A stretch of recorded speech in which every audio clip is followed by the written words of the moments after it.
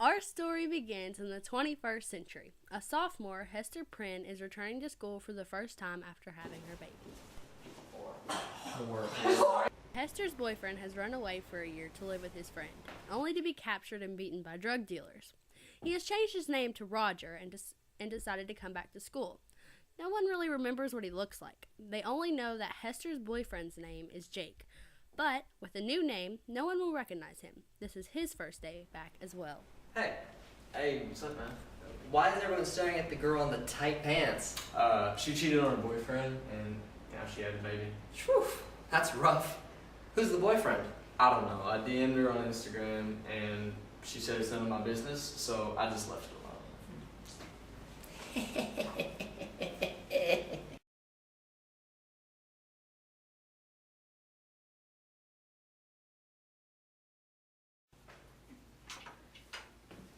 Hey! What are you doing here?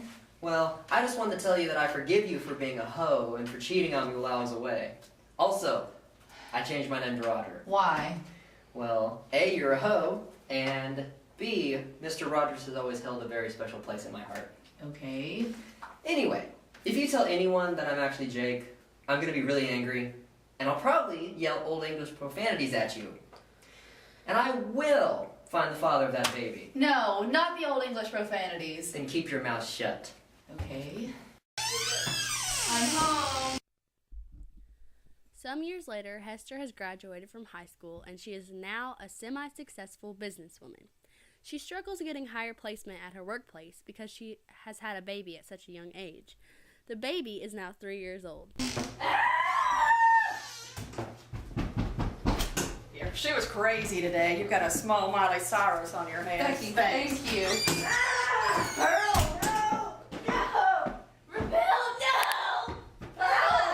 Get up! Get up! Get up! Are we good?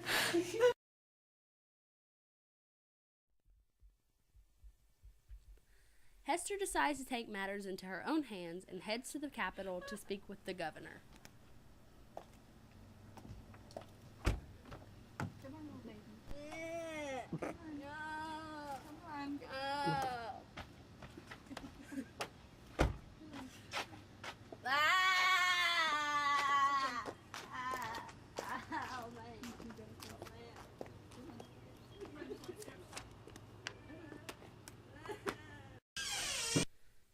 Dimsdale is the town's preacher, and it can also be questioned if maybe he is the one who Hester slept with, Pearl's real dad.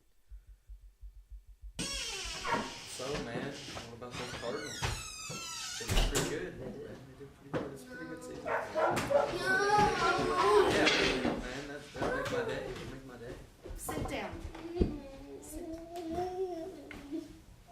Hello, Hester.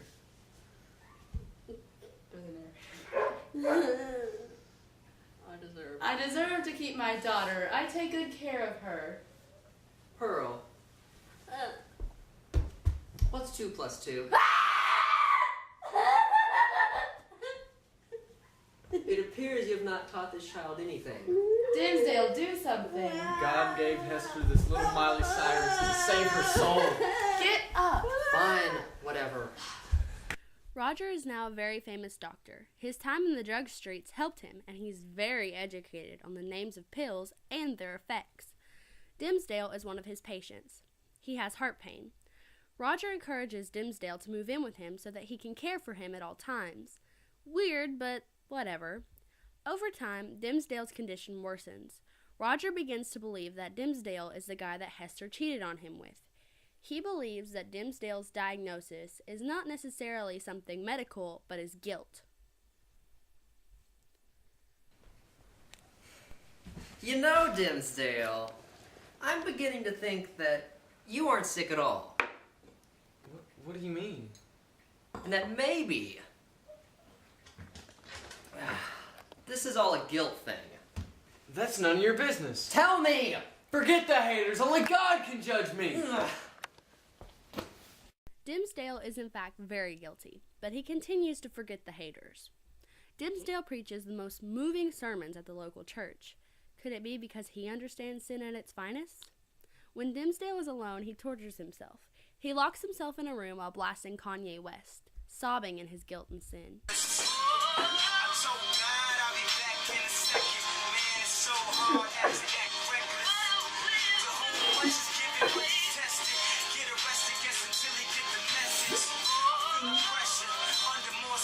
Hester has actually earned quite a bit of respect in the town because she is always willing to help others.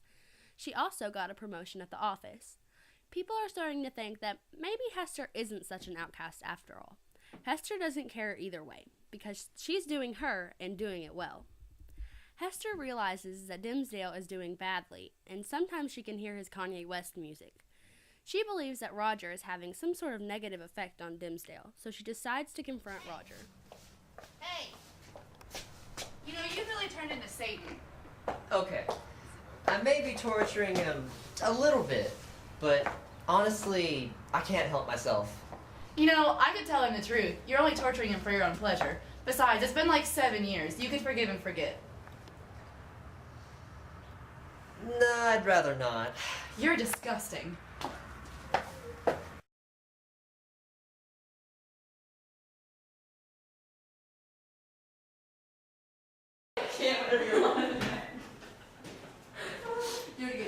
Don't whisper it. Give me a minute, Katie. So why is he dying and coughing? Yeah, why in the book?